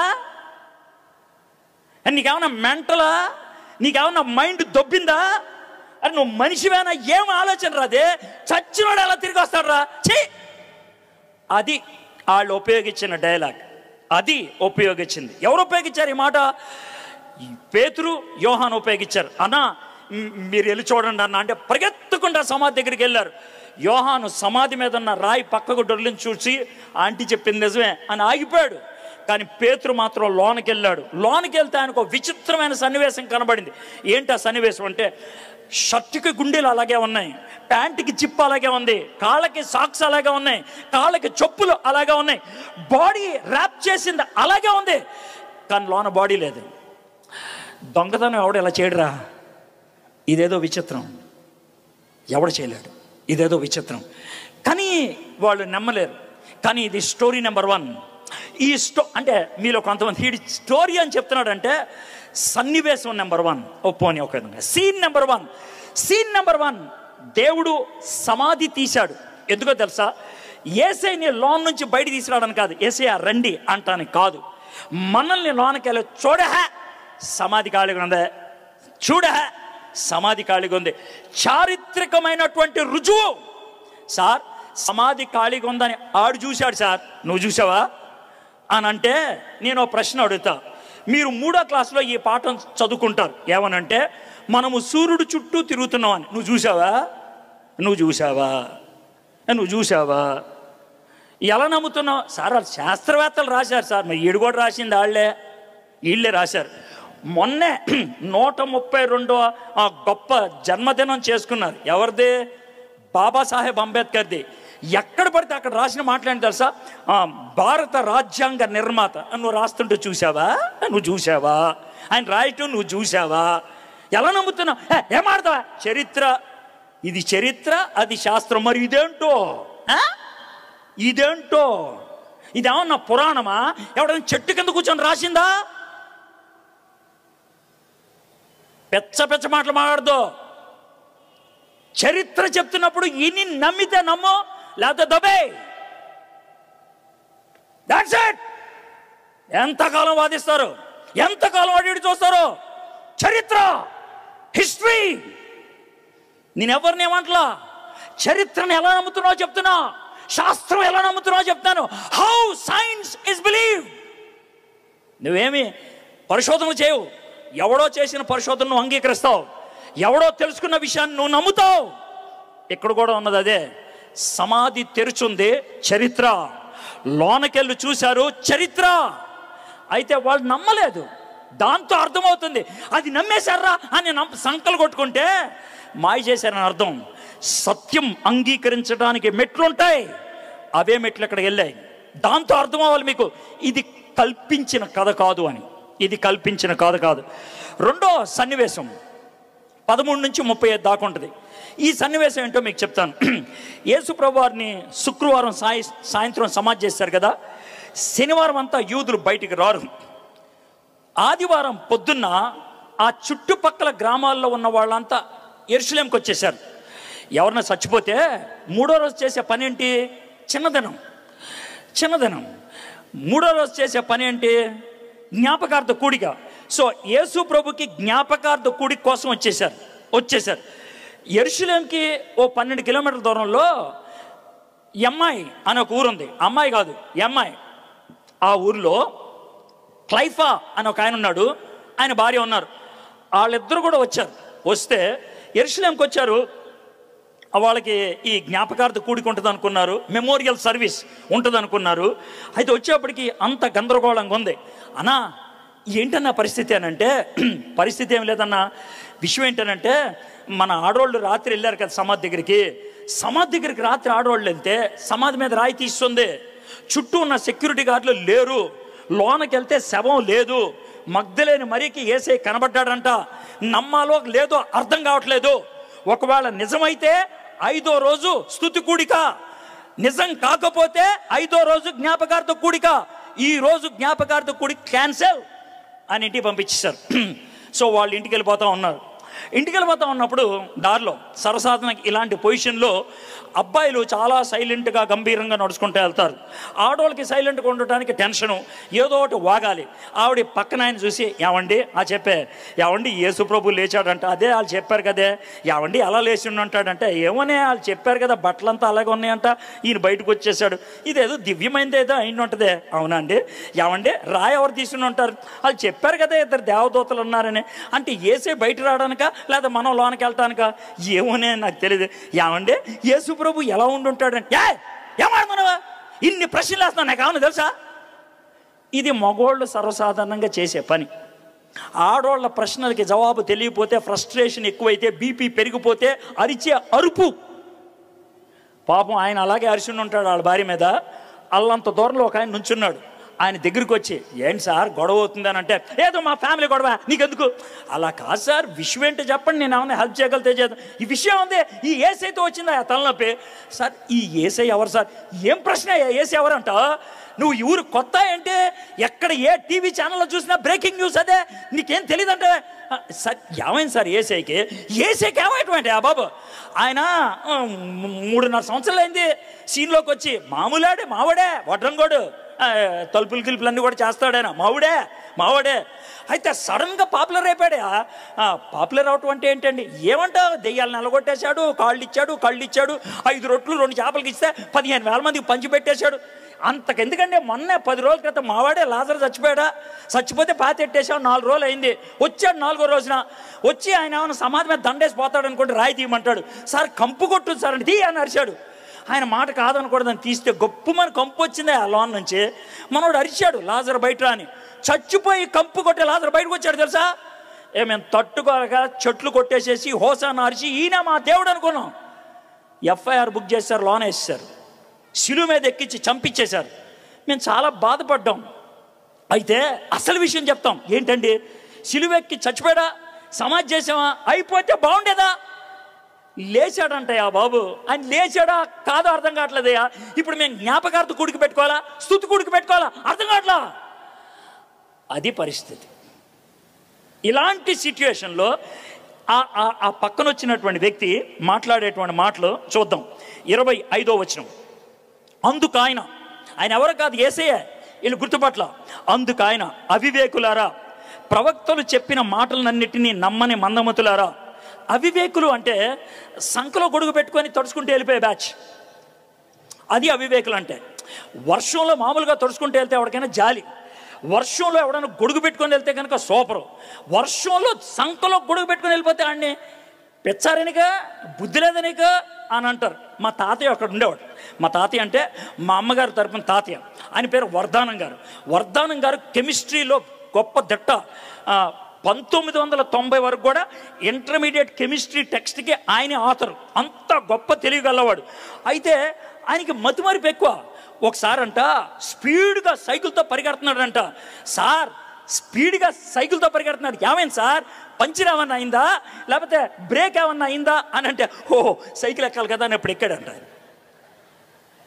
మతిమరుపు లెవెల్ అది, మతిమరుపు లెవెల్ అది. అవివేకులారా, చెప్పారు కదా ప్రవక్తలు ఏం చెప్పారు, క్రీస్తు ఈలాగు శ్రమపడి తన మహిమలో ప్రవేశించిన అగత్యం కదా అని వారితో చెప్పాను.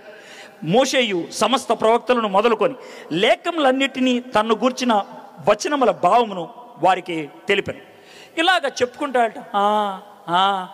బాగా చెప్తున్నావయ్యా, చాలా బాగా చెప్తున్నావు, నువ్వు చెప్తుంటే ఇంకా బాగా వినాలని ఉంది, కానీ మా ఇల్లు వచ్చేసిందయ్యా, మా ఇంటికి వెళ్తాం. అవును, ఈ ఊర్లో ఎక్కడుంటా? నాకెవరు లేరండి ఈ ఊర్లో. అవునా, మీ పిన్ని లేదా? లేదయ్యా. మీ పెద్దనాన్న ఉన్నాడా? లేదు. మరి ఎక్కడుంటావు? ఎక్కడో చోట ఉంటానులే. భలేవాడివయ్యా, భలేవాడివి, ఎంతసేపు మాట్లాడొద్దా, మా ఇంట్లోకి రా, మా ఇంట్రా అని గబగబా ఇంట్లో తీసుకెళ్లారు. ఏం జరుగుని ఉంటుంది, ఈ ఆడవాడు గబగబా కిచెన్లోకి వెళ్ళి చపాతీలు చేసి ఉంటుంది. ఈ మగాయన అయ్యా కొంచెం బాత్రూంలోకి వెళ్తాం, మొహం కడుక్కుంటావా, కాళ్ళు చేతులు కడుక్కుందా అని కింద చాపేస్తారు, చాప మీద కూర్చుంటారు.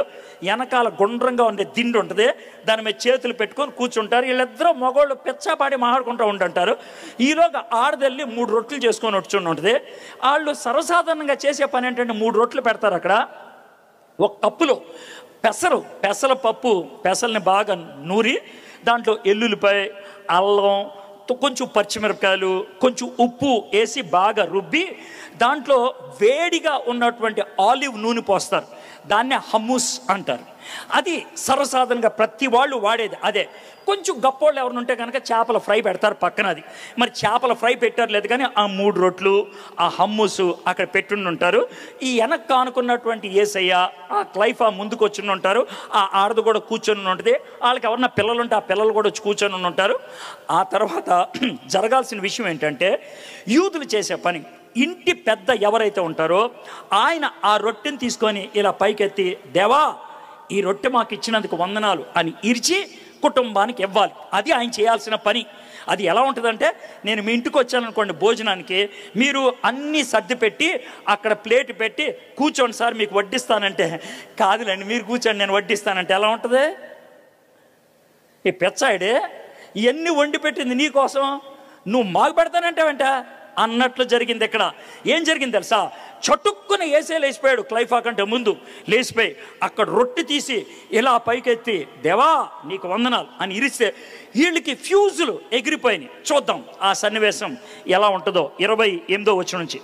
ఇంతలో తాము వెళ్ళుచున్న గ్రామం దగ్గరికి వచ్చినప్పుడు ఆయన ఇంకా కొంత దూరం వెళ్ళినట్లు అగుపడగా, వారు సాయంకాలం కావచ్చింది, ప్రొద్దుగురుంకినది, మాతో కూడా ఉండమని చెప్పి ఆయనను బలవంతం చేసిరు గనక ఆయన వారితో కూడా ఉండుటకు లోపలికి వెళ్ళాను. ఆయన వారితో కూడా భోజనం కూర్చున్నప్పుడు ఒక రొట్టెను పట్టుకొని స్తోత్రం చేసి దాన్ని విరిచి వారికి పంచిపెట్టాను. స్టోరీ చెప్పాను, చదివి వినిపించాను. నెక్స్ట్ ఏం జరిగిందో, వారి కన్నులు తెరవబడి ఆయనను గుర్తుపట్టి, అంటే ఏం జరుగుతుందో తెలుసా, వాళ్ళు ఇలాగా యేసుప్రభు లేచి నుంచోగానే రొట్టె విరవగానే ఇలా చూస్తుంటారు, రే గాయం ఉందరు ఎక్కడ, రే గాయం ఉంది ఏసేరా అనేటప్పటికి వెళ్ళిపోయాడు ఆయన. బస్ ఏం చేయాలో అర్థం కాలేదు. యేసయ్య వచ్చాడు మన దగ్గరికి. యేసయ్య ఇలా ఆలోచిస్తున్నప్పుడు మళ్ళీ ఆడవాళ్ళు మొదలు పెట్టేస్తారు మాడతాం. ఆవిడ మాటలు మొదలు పెట్టేసింది. 32వ వచనం, ఏమండి ఏంటే మనం వస్తున్నప్పుడు నువ్వు ఆయన నా మీద అనవసరంగా అరిసావు, కానీ ఆయన చాలా మంచోడండి. ఏం మంచోడే బాబు, ఆయన మాట్లాడుతుంటే నా కడుపంతా తిప్పేసినట్లు అనిపించిందండి. నీకే కాదా, నాకు మంట అనిపించింది, నాకు మంట నీకు తిప్పుడు. అదే 32వ వచనం. అప్పుడు వారు ఆయన త్రోవలో మనతో మాట్లాడుచు, లేఖనములు మనకు బోధపరుచున్నప్పుడు మన హృదయము మనలో మండుచుండలేదా అని ఒకరితో ఒకరు చెప్పుకొనిరి.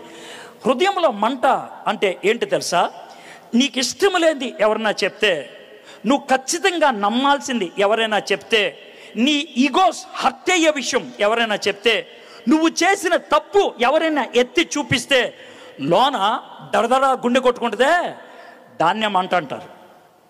అది వాళ్ళకి జరిగింది.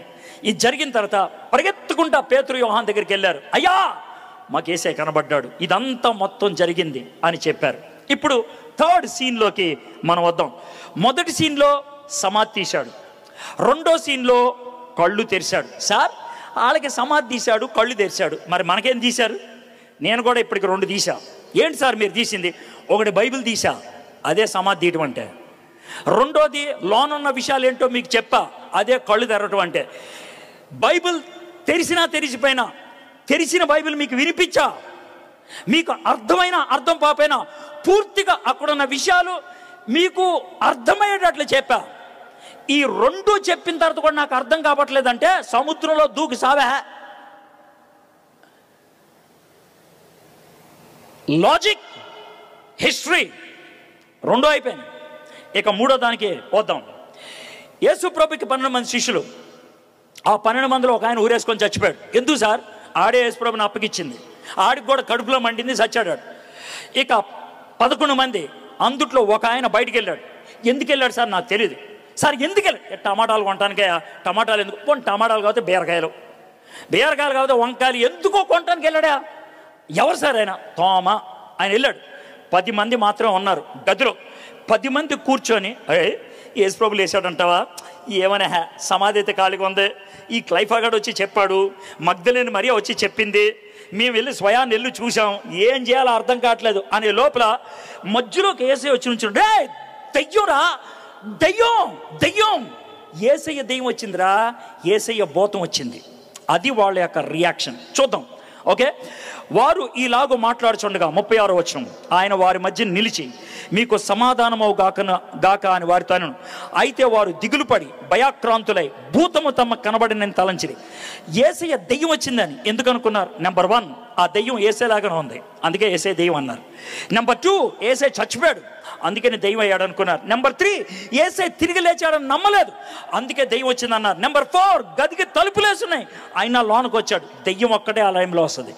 ఈ 4 కారణాలతో వాళ్ళు యేసయ్య దెయ్యం వచ్చింది, అది వాళ్ళు అన్నటువంటి మాట.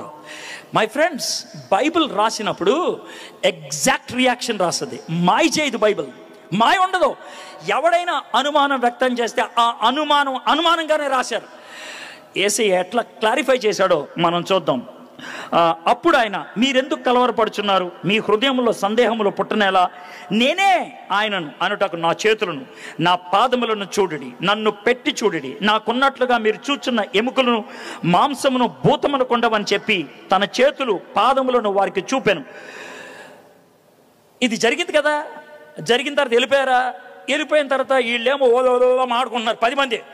ఈలోగా తోమ చాలా దిగులుగా వచ్చి నెమ్మదిగా తలుపు తీసి సైలెంట్గా వచ్చి తలుపు వేసేస్తారు. వీళ్ళు గురుగురు మాడుతూ ఉంటారు. అన్న ఏమైందన్నా? ఏమైందామా? నువ్వు మిస్ అయిపోయావు. ఏం మిస్ అయ్యా? ఏసై వచ్చాడు. ఎవరిగా పెచ్చ కాకపోతే అంటే ఏసై రావడం అంటే బోతం చూసి ఉంటారు. లేదయ్యా మేము ఏసైని చూసాం. ఏసైని చూసామంటాను గ్యారంటీ ఏంటి? ఆయన షర్ట్ ఎత్తి చూపించాడు, గాయాలు చూపించాడు చేతికి. మాతో చేపల ఫ్రై తిన్నాడు, మేము వండిందే, మాతో ఇవన్నీ చేశాడు, అందుకు నమ్ముతున్నాం. అలా అయితే నాకు కూడా అవి జరగాలి. తప్ప మనం దానికి ఒక డైలాగ్ పెట్టేశాం, అనుమానించే తోమ అని. ఎందుకు అనుమానం? ఆడికేం జరిగిందో నాకు కూడా అదే జరగాలనుకున్నా. తప్ప ఈ రాత్రి మీలో చాలా మంది అదే మాట్లాడరా, నాకు కావాలా అనుభవం, నీకే కాదు. అప్పుడు నేను నమ్ముతా. భారతదేశం కోరేది అనుభవం, ప్రశ్నలకు జవాబు. అనుభవం, ప్రశ్నలకు జవాబు. ఈ రెండు ఇవ్వగలిగేది 12 మంది శిష్యుల్లో ఒకడే, తోమా. ఎందుకో తెలుసా? తోమా అన్నాడు, నీ గాయములో ఏలి పెట్టేదాకా నేను నమ్మనని. అనుభవం కోరాడు. తోమా అడిగాడు, ఎక్కడికి వెళ్తావు యేసయ్యా అని. నేనే మార్గం, సత్యం, జీవం. ఆ ప్రశ్నకు జవాబిచ్చాడు. భారతదేశానికి వచ్చి ఆ ప్రశ్న అడుగుతున్న భారతీయులకి జవాబిచ్చాడు. అశ్వతోమా సద్గమయ, అయోమయంలో ఉన్నాను, సత్యం ఎక్కడ? యేసయ్య నేనే సత్యం అన్నాడు. తమసోమా జ్యోతిర్గమయ, అంధకారంలో ఉన్నాను, వెలుగెక్కడ? యేసయ్య నేనే వెలుగు అన్నాడు. మృత్యోర్మ అమృతాంగమయ, చావు భయములో ఉన్నాను, అమృతం ఎవరిస్తారు? యేసయ్య అన్నాడు, నేనే పునరుద్ధానాన్ని, నిత్య జీవాన్ని. యేసయ్య ఇచ్చిన సమాధానాన్ని పట్టుకొని భారతదేశానికి వచ్చాడు. యేసయ్య ఇచ్చిన అనుభవాన్ని పట్టుకొని భారతదేశానికి వచ్చాడు. భారతదేశానికి సువార్త బ్రిటిష్ వాళ్ళు తీసుకురాలా, భారతదేశానికి సువార్త అమెరికా వాళ్ళు తీసుకురాలా, భారతదేశానికి సువార్త ఐరోపా ఖండం నుంచి రాలా. భారతదేశానికి సువార్త ఆసియా ఖండం నుంచి తోమా తీసుకొచ్చితే వచ్చింది. భారతదేశానికి సువార్త వచ్చింది క్రీస్తు శకం 53 అక్టోబర్ నెలలో. ఇది పాశ్చాత్య మతం అని ఎవడన్నాడు? దిస్ ఇస్ ప్యూర్లీ ఈస్టర్న్, ఈశాన్యంలో పుట్టింది. ఇది పాశ్చాత్యంలో పుట్టింది కాదు. అమెరికా అప్పుడు లేదా? అమెరికా లేదు. అమెరికాని కనుక్కుంది 14వ-15వ శతాబ్దంలో. భారతదేశానికి సువార్త వచ్చింది 1వ శతాబ్దంలో. మధ్యలో 1400 సంవత్సరాల గ్యాప్ ఉంది. బ్రిటిష్కి మొట్టమొదటిసారిగా సువార్త వెళ్ళింది 130లో. భారతదేశానికి సువార్త వచ్చింది 53లో. భారతదేశానికి సువార్త వచ్చిన 80 ఏళ్ళకి బ్రిటన్కి సువార్త వెళ్ళింది. దేవుడు భారతదేశాన్ని ప్రేమిస్తున్నాడయ్యా, నిన్ను ప్రేమిస్తున్నాడు, నన్ను ప్రేమిస్తున్నాడు. అందుకే తన శిష్యుని పంపించాడు భారతదేశానికి. మై ఫ్రెండ్స్, ఖచ్చితంగా చెప్తాను, దేవుడికి తెలుసు భారతదేశం ఒక రోజుకి ప్రపంచంలో నెంబర్ 1 దేశం అవుతుందని జనాభాకి. అందుకే సువార్త ఇక్కడ బోధిస్తే ప్రపంచంలో ప్రతి 7వ వ్యక్తికి సువార్త అందుకుంటుంది. నేను సువార్త అందించేది డబ్బుల కోసం కాదు, సువార్త అందించేది పేరు కోసం కాదు, సువార్త అందించేది నీ మతం మార్చడానికి కాదు, సువార్త అందించేది నీ బతుకు మారటానికి.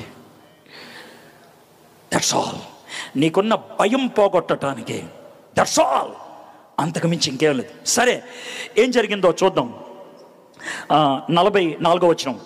ఆయన ఇదంతా చెప్పిన తర్వాత అంతటా ఆయన మోషే ధర్మశాస్త్రంలోను ప్రవక్తల గ్రంథముల్లోను కీర్తనలోను నన్ను గూర్చిన రాయబడినవన్నీ నెరవేరవాలని నేను మీ యొద్ద ఉండినప్పుడు మీతో చెప్పిన మాటలు నెరవేరినవని వారితో చెప్పాను. మొదటిసారి శిష్యులు గలిలీలో ఉన్నప్పుడు చెప్పాడు కదా, ఆయన చచ్చిపోయి 3వ దినం తిరిగిలేస్తారని. ఎమ్మాయి మార్గంలో ఉన్న వాళ్ళకి మోషే రాశాడు కదా ఇది జరగాలని. శిష్యులకి యేసయ్య ఇది జరగాలని నేను చెప్పాను కదా. ముగ్గురికి ఒకే ఒక రుజువు ఇచ్చాడు. ఏంటా రుజువు తెలుసా? The Bible. అది నీ చేతిలో ఉందా? ఉంది. వాక్యం అనే రుజువు ఉందా? ఉంది. వాక్యం అనే రుజువు ఉంది.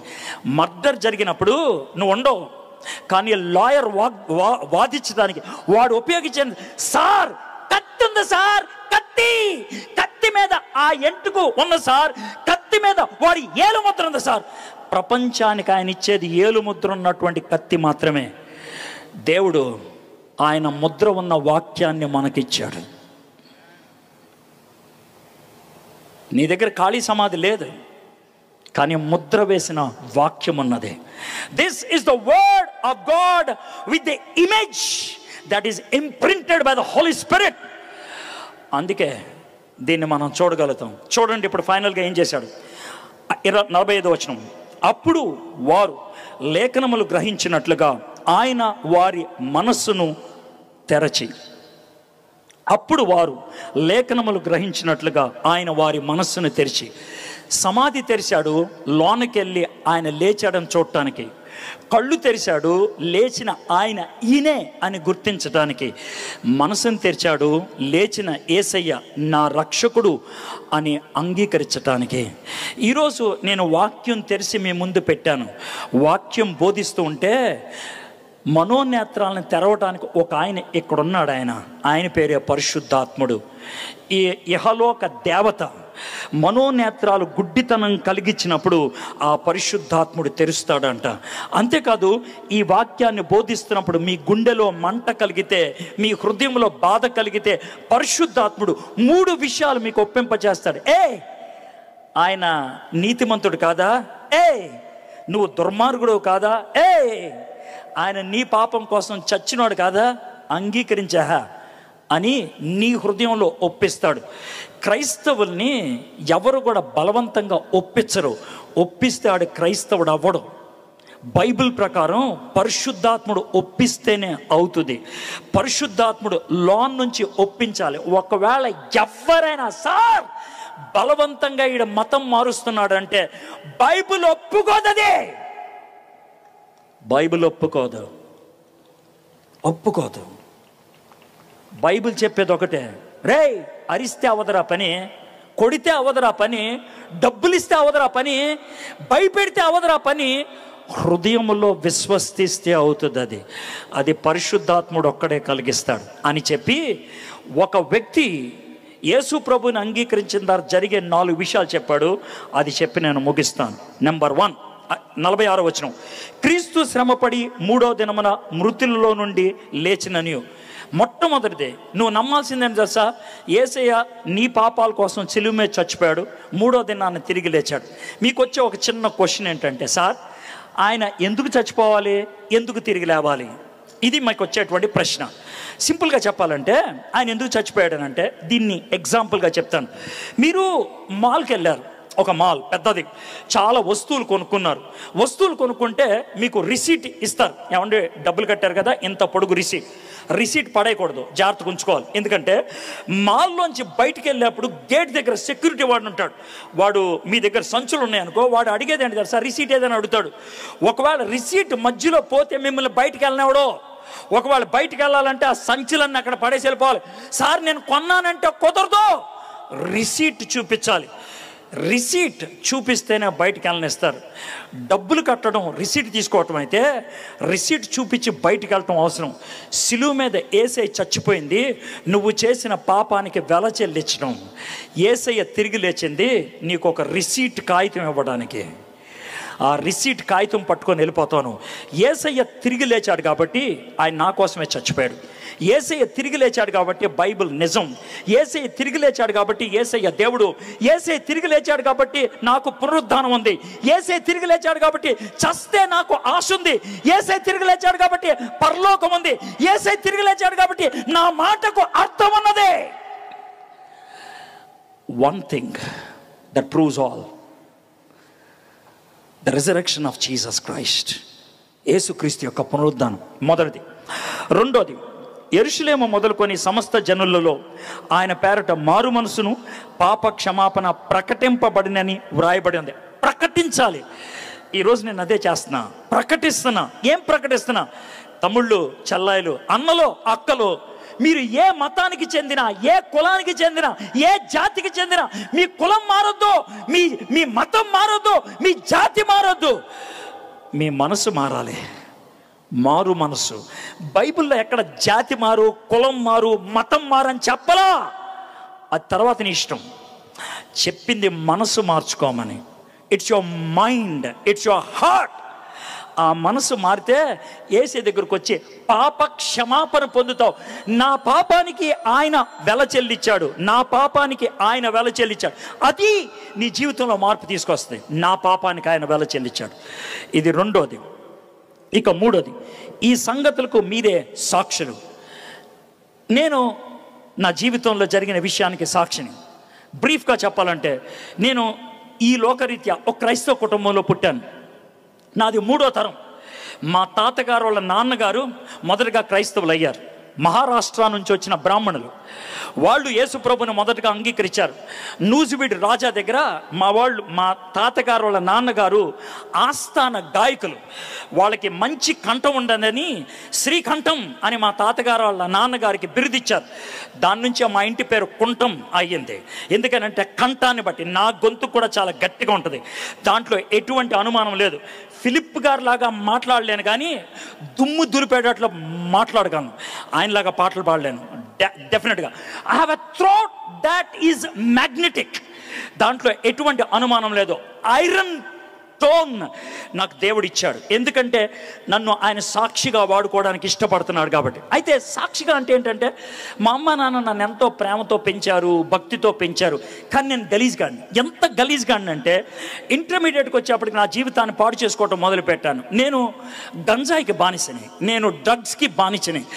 3 సార్లు వారానికి డ్రగ్ ఎక్కకపోతే నా కడుపు తిప్పేది, నాకు తల తిప్పేది, నా మైండ్ నాలో ఉండేది కాదు.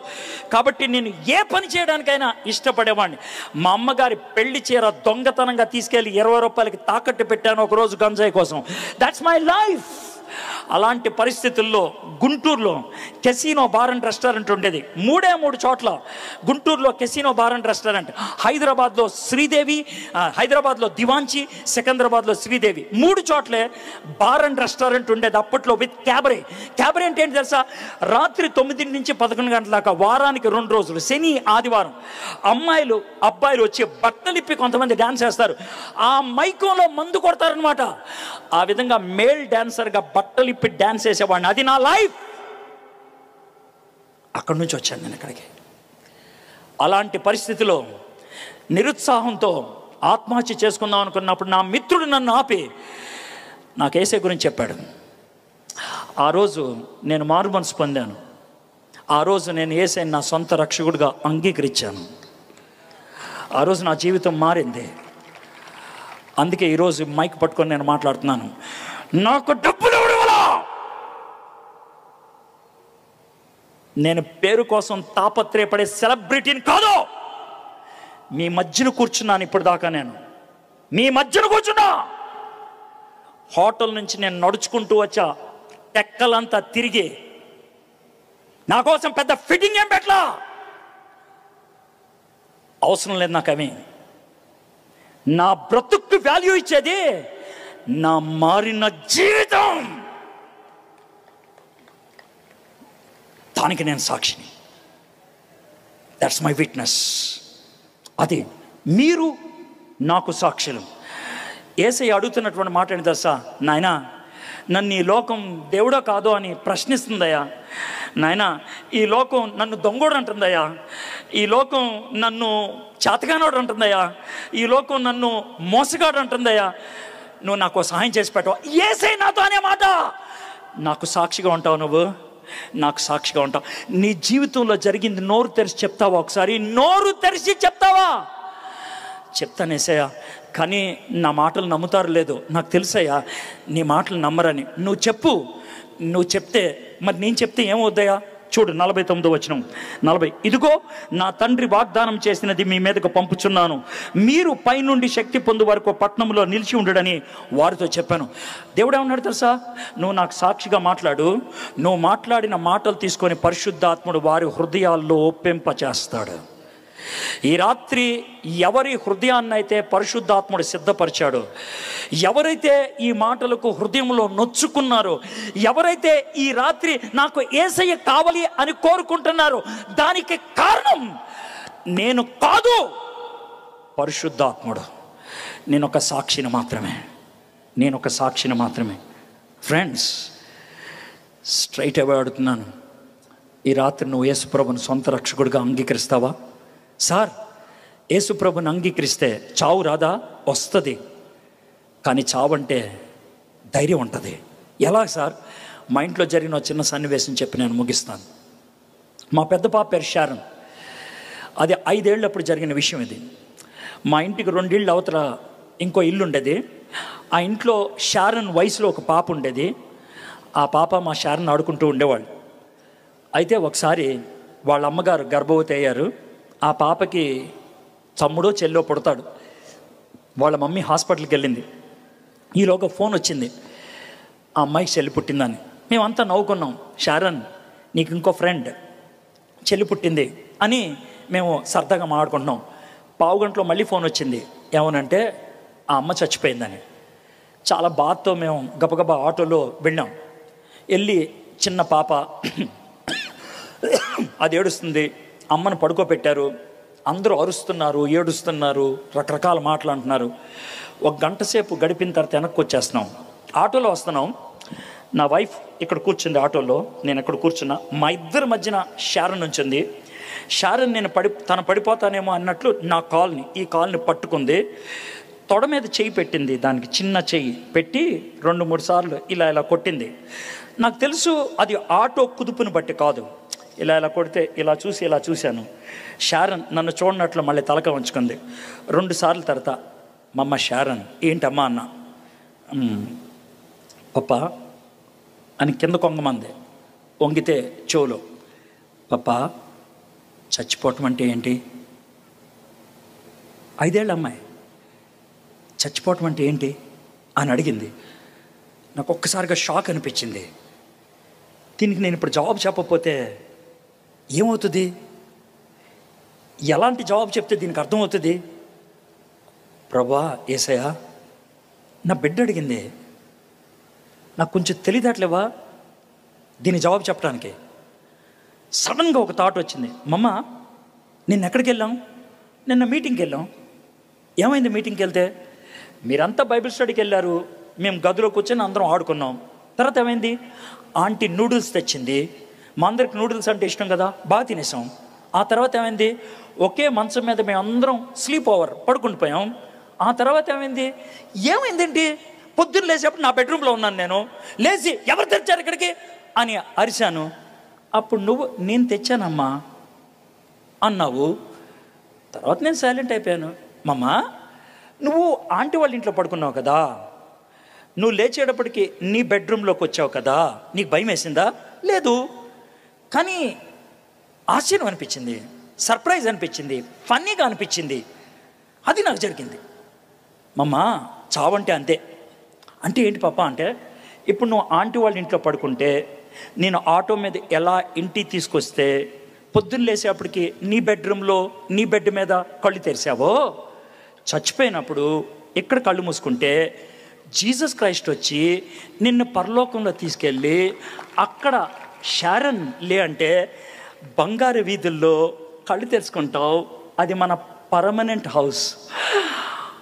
వావ్ పప్పా, చచ్చిపోవటం బాగుంటుందే అన్నదే.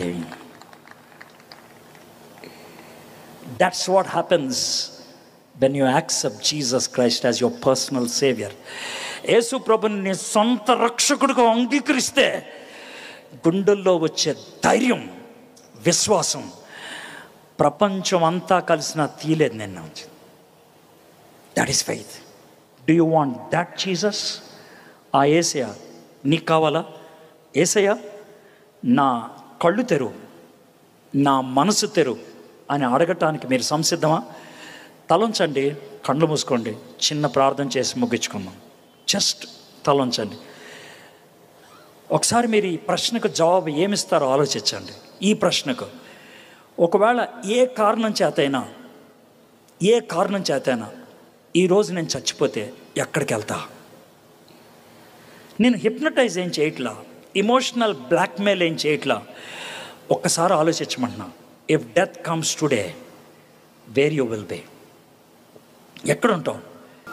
ఒకవేళ ఈ రాత్రి ఎక్కడికి వెళ్తానో తెలియదు అనుకుంటే యేసయ్యని మాట అడగండి. యేసయ్య, వాళ్ళ కళ్ళు తెరిచావంట, ఈయన చెప్పిన మాటలు నాకు అర్థమయ్యేటట్లు చేయవా?